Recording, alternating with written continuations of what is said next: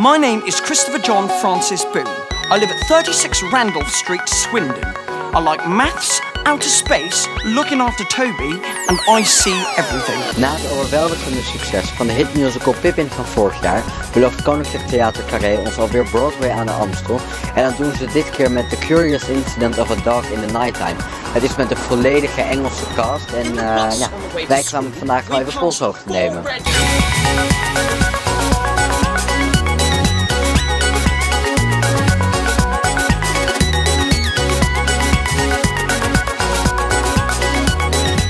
So Joshua, you're now here in the Netherlands. How are you? I'm very well, thank you. We got a flight over this morning, and we start tomorrow night, so we were all very excited. It's nice to be here.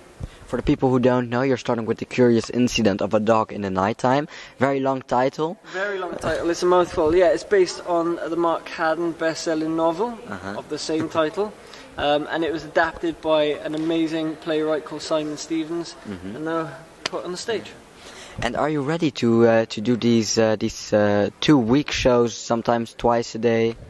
Yeah, I mean it's a very demanding, very physical show for all involved. I'm quite lucky in the sense that I share the role with another actor called Sam Newton. So, and you're doing it 50-50? No, so I do 5 shows a week and Sam does 3 shows a week.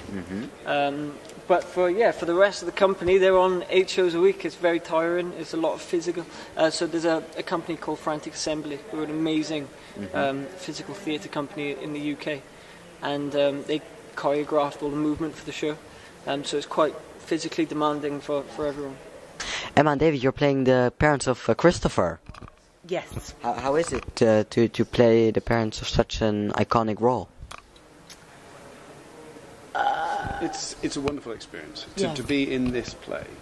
I'd never seen it until I went up for it, but it is an extraordinary piece of theatre, and we are part of something that is amazing. So to play 2 such wonderful characters and 2 leading parts in an extraordinary piece of theatre is a bit of a gift, quite honestly, and a bit of a privilege. Yes. And can you tell me something more about your roles in the show? So I keep being stumped. It's difficult for Emma to say too much because of her character's journey and what the audience know and don't know at the beginning of the play. But Emma plays the mother, who we see in flashback because of the story. So we see her a lot in flashback. Yeah. I play his dad, and I'm just trying to cope with Christopher and real life and Emma's absence. Well, firstly, it's the recognition. The concept is a piece of art.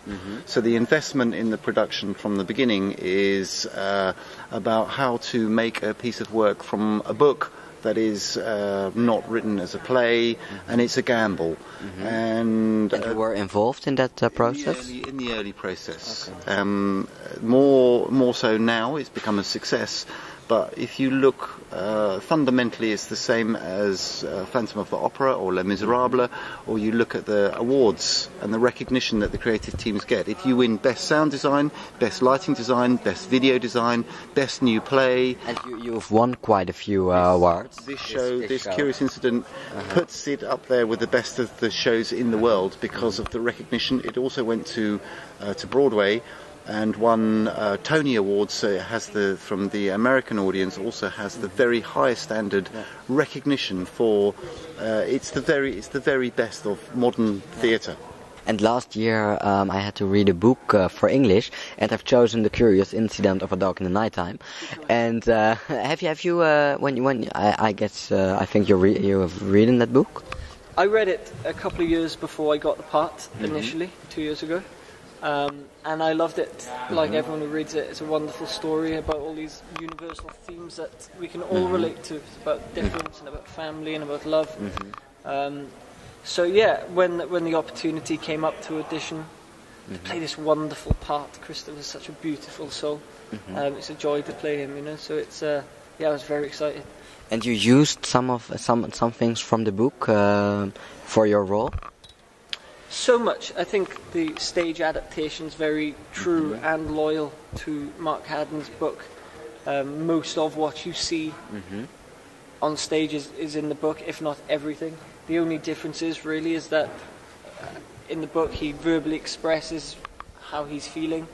I think that's less interesting to do on stage, so we do it by using the sound projections, physical theatre. So what might be a page of dialogue turns into a 10-minute movement sequence with Christopher being thrown about the stage. Very exciting. In the bus on the way to school, we passed 4 red cars in a row. So today is a good day. You role in the UK, and now you're here in Amsterdam. Do you think you're gonna change some things about your language to speak slower or speak more clear or something? I think it should be okay, to be honest. I think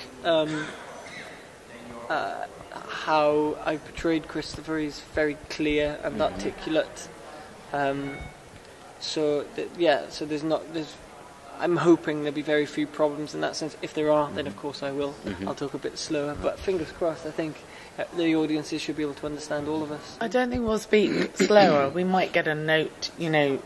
It could be that we find out after tomorrow night that we need better to slow down a little bit, but we haven't been told that yet. I mean, the Dutch, your English is excellent, and I'm sure your listening English is also excellent. You can hear us speaking at our normal, you know, I wouldn't have thought so. I heard that most of the shows here are captioned as well. So, oh, right. Yeah. So just at the top. Yeah. No, I mean, and you don't want to dilute or dumb down the experience, because I think it's a really accessible piece. So you might not be able to catch every word, but a friend of mine who's partially sighted came to see it and loved it. So I think that it arrests your senses. And what do you think that it's the secret of the success of The Curious Incident of a Dog in the Nighttime? The success is the interpretation of the book into a script, firstly, so you have the narrative, and the second and the third is the way that it's designed. All the different teams that are put together, from Frantic Assembly who do the movement, from the lighting designer, the choice of the sound designer and the video designer, all the ingredients put together to make the show the most successful. So you have the narrative, and then you have the production, and then the third thing is the performance. So you have the cast, and you have the rehearsal process, which is so physical that they are required to build certain muscles in their body through a long rehearsal period to be able to do the show 8 times a week. And for the people who don't know the story of The Curious Incident of a Dog in the Nighttime, can you give me a short explanation about the story? Of course, yeah. It's about a 15-year-old boy called Christopher John Francis Boone, and he's got the most extraordinary mind and gift for thinking, but he struggles with everyday social interaction. And the story starts where he finds his neighbour's dog dead in the front garden, and he goes on this wonderful journey to find out who killed this dog. And he does it all alone as well. More importantly.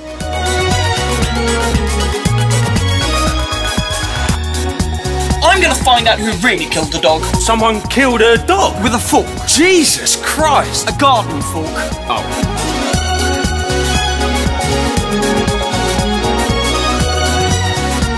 Is this train going to London?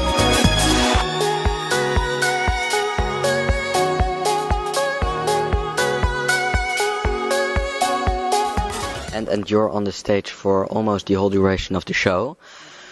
Isn't that, aren't you tired after playing the show? Exhausted. No, it's a gift. You become an actor to play parts like this. You want to push yourself and to be challenged. And yes, he doesn't leave the stage. It's physically and mentally quite demanding, but that's why we do it. I'd sooner be doing that than popping on and having a line in a play, which I've done before as well. We've all been there. So yeah, it's a gift, and I don't take it for granted.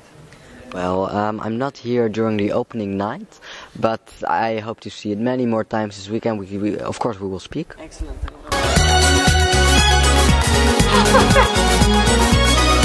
Come on, Christopher.